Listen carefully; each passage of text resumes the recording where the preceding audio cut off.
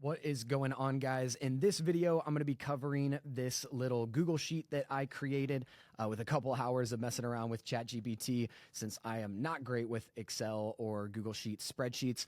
But I wanted to create something in this marketing role that I'm in for webinars and challenges that we're running, just tracking ad spend and cost per acquisition, and just basically put all the information in that happens in our business, Stripe fees, different financing options that we have, so I can start to predictably put numbers into this sheet and say, okay, if we spend X amount of money and we get this amount of customers on this webinar or challenge, and we have this kind of close rate, this is what we can expect to make. And then I can also reverse engineer it and say, hey, if I want to make 100 grand, 200 grand, 300 grand from a webinar or a challenge, this is how all of the numbers back out.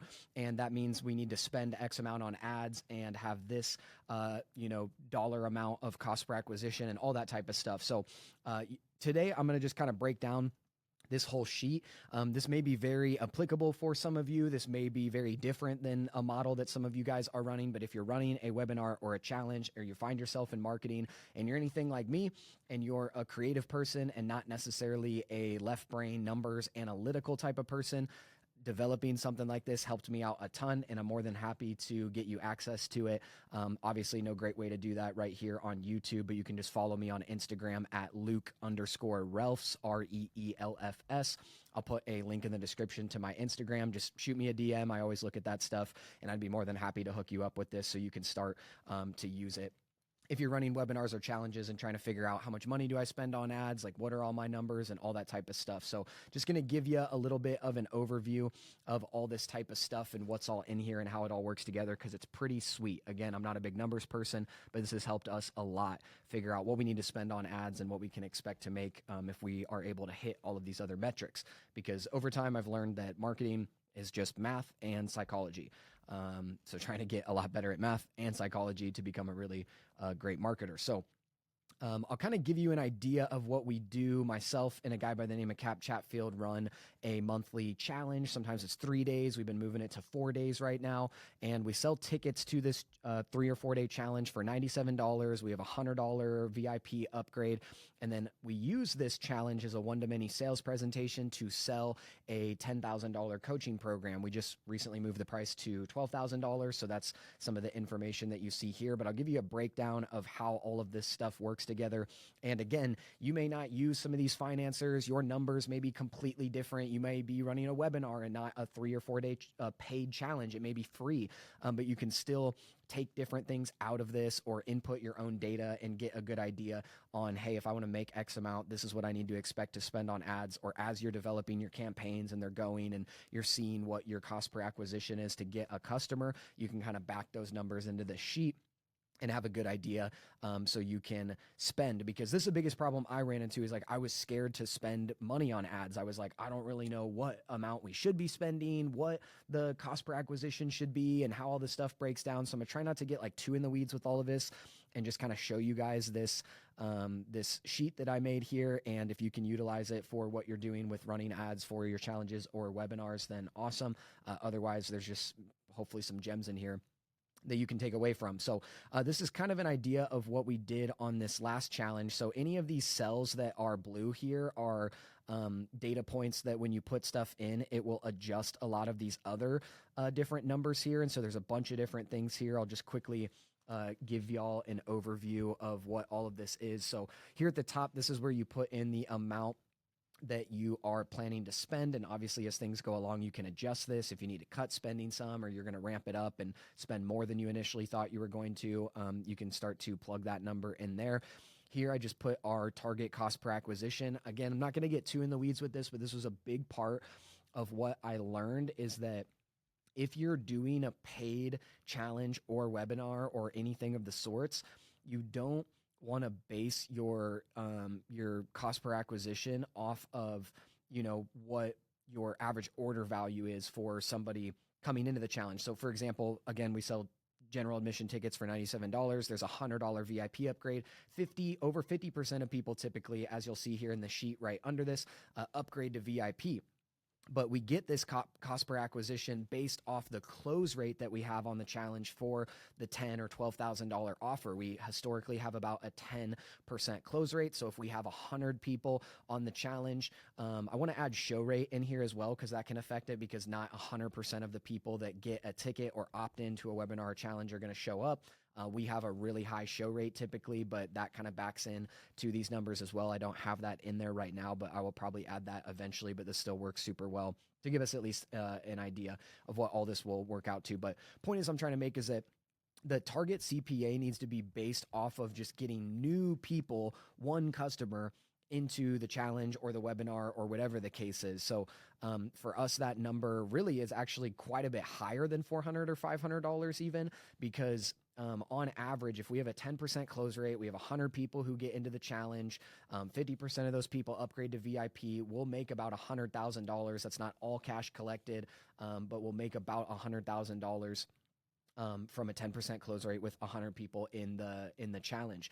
So then you have to just divide that amount of people to figure out what your target cost per acquisition is. That like, hey, if every person that buys a ticket, whether they actually buy the upsell, the coaching program in the challenge or the webinar, whether they do that or not, all those buyers are worth on average about $1,000 or $1,200. So we can spend up to $400, $500, $600, sometimes even like $700 to acquire a new customer, knowing that with a 10 or above percent close rate, all those buyers, whether they actually buy or not, into the Challenger webinar are worth about $1,000. That's around the number that we get. So we're willing to spend $400, $500, $600 to acquire these people, because then they get in our community. We can upsell them from there, all that type of stuff. So if I plug in the ad spend here, the target CPA, this is what gets a little hairy, is that like if you're just starting to do webinars or challenges, you don't really know what your numbers are. So sometimes you just got to run them and take the data that you get, plug that into ChatGPT or something else, and ask it to start to map out your KPIs. It's hard without a good amount of data of doing quite a few webinars or challenges before you start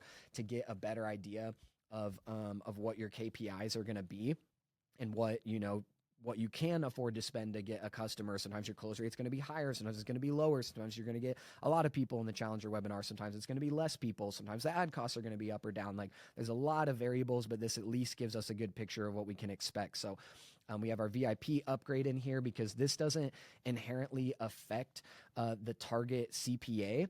But there is a little bit of correlation it has if we know that our average order value on the front end is about $147. That does play into things a little bit. If we didn't have the VIP upgrade, we probably would be able to spend less, or we'd have less of a fluctuation of where the CPA could be if we didn't have a VIP upgrade. And we actually want to add a couple more upsells to liquidate a little bit more on the front end.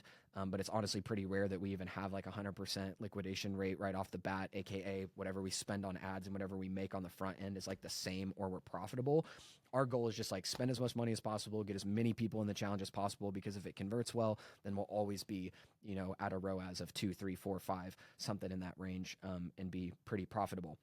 I even have the Stripe fee of 3% in here because I just want it, the closest to the exact numbers that we can get.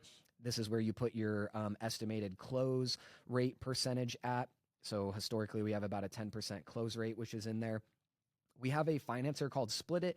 Not going to go into all the different things with Split It, but I'd say about a third of people who jump in to the upsell, the coaching program that we offer, 30% of them use Split It. I only have that in there because Split It will only pay us out immediately 85% of what somebody pays. So right here, if they, if they don't use Split It, we have them put up basically like $1,000 deposit down to lock in their spot, which helps a lot. Just get that commitment from people before they figure out how they want to finance the remainder of it if they need to. And there's like bonuses that we incentivize them with to get a deposit in the day that we talk about the program. So the total price of the deposit plus remaining, if they just pay it all in full, is $11,997. They put a $997 deposit down and then can pay in full or finance the remaining $11,000. So this is the Split It financed amount. Again, a little bit interesting on there. We can't make the price any higher than that right now on Split It because we have to do certain things, put certain information in to be able to charge more for that. So there's basically just like a $500 flat fee interest added if they, use this financing option versus just paying in full. After the deposit, if you do have something like that, can be put here. Otherwise, guys, if you want to use this and you don't use a lot of that stuff, just put 0 in there for it and just put in, your ad spend, your CPA. If you have VIP or additional upgrades, you could even like duplicate this row probably and put other stuff in there, depending on what it's worth, and figure all that out there. Why we put split it and all that stuff as a financer in here and put the information in is because we only get 85% cash collected of what somebody pays. So if someone pays $10,000 and they get approved through Split It, we actually only get 8,500 of that, and Split It will hold up that remaining $1,500 for 90 days, which kind of sucks. So we do eventually get that cash, but at least for like 30 days cash collected. I put all this information in there so we know what we can expect to make like actual cash right off the bat. And then you can put organic ticket buyers in here if you're promoting your webinar or challenge or whatever through YouTube, Instagram, social platforms, just through your email list. You can put how many people you expect to buy organically or come in here and tweak these numbers as those sales come in, if you have them attributed to organic sources. So then this backs out to all this type of stuff. So this is what's really cool. Biggest thing is just ad spend and CPA. If we spend $25,000 and we have a target CPA of about $400, collectively, we can expect that we have 62.5 buyers on the challenge, just people who buy in general.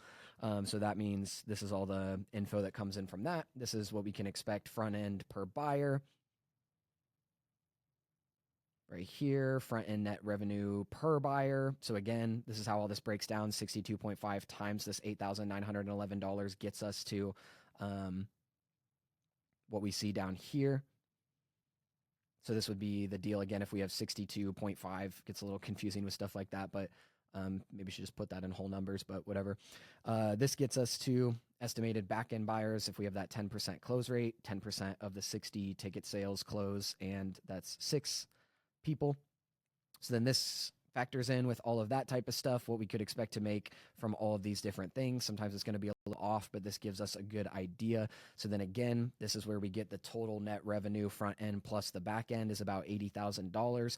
And then once we take the ad spend out, it gives us that number there as well. So that's where we're getting this number from here and there. This is what's nice as well. I put like a scenario table in here that if we have an 8% close rate, 10%, 12%, 15% close rate with the same amount of purchasers, it shows the amount of back-end buyers that we have, the amount of front-end revenue. That's all the same since it's the same amount of buyers. But then it shows us the estimated back-end revenue from the amount of people that actually purchase the upsell program, shows the total net revenue, ad spend's all the same, and then shows the profit. So this is where we get to look at like, hey, we want to shoot for sure for like a 10 to 15% close rate, because then we're making, anywhere between $54,000 and $89,000 versus like $40,000 if just 2 less percent of people close on the back end. And then I like this part a lot right here. I kind of did like a reverse part of this where you can plug in all the data and look at what you can expect to do, but then this kind of reverses it.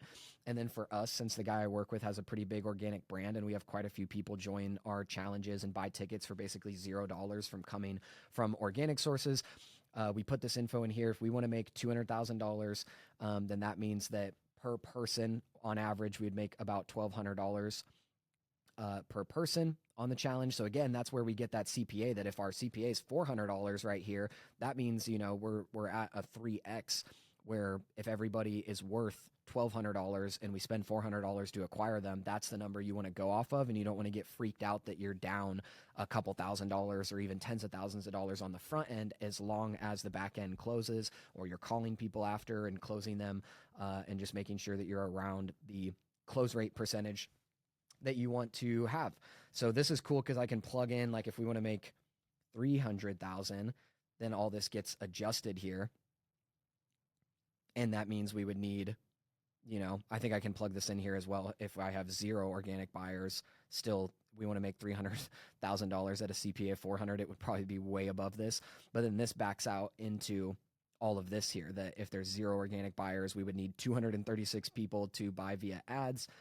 We would need, this is where it's just cool because it shows you the ad spend that you figure out that you would need for that 94,000, and total net revenue from everything would be 300,000. Same thing This is cool because it's just gives you an idea of if you have high organic, low paid, if it's balanced about 50-50, or if you have low organic, high paid, it's just margins of like 25-75 on either end. So just very, estimated on there. It'll show you how many organic buyers you would need, how many paid buyers you would need, backed into the amount of total buyers. And then this also shows you for high organic, low paid, balanced, low organic, or high paid, what your estimated ad spend at the cost per acquisition that you have mapped out in here would need to be. So that's a good way to do it. Again, if you have like no organic brand at all, then you can just put 0 for organic. But if you do have some people and you want to factor that in, then you can estimate how many people will buy or opt in organically and do, put that in there as well. So all the information that we have for our stuff is put in here. So you would just need to change this for yours. If you're running a webinar and it's free, then you would need to just adjust some of this stuff.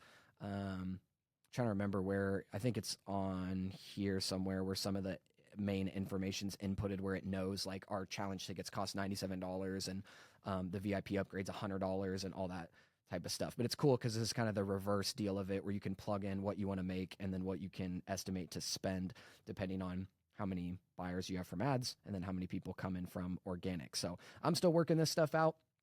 A couple of things on here may be a little interesting, or may need to get adjusted or fixed. So if you find anything that's weird, let me know, or just adjust it as needed.